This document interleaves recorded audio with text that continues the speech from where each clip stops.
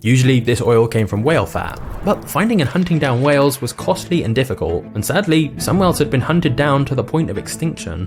However, in 1859, someone in Pennsylvania discovered that by using a tall wooden structure known as an oil derrick, you could extract industrial amounts of crude oil by drilling straight into the ground. Mining crude oil this way was cheap, and it was fairly easy. Profits came quickly, and since so many people were made rich by the oil boom, crude oil was given the nickname Black Gold.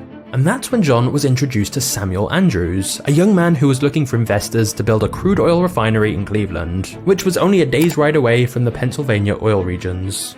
Andrews had a huge advantage over most of the competition. He discovered that if you applied sulfuric acid to crude oil, it would essentially purify it and turn it into kerosene. When burned, kerosene lasted longer and shined brighter than crude oil. It was a simple process, but the secret was closely guarded by the few who had discovered it.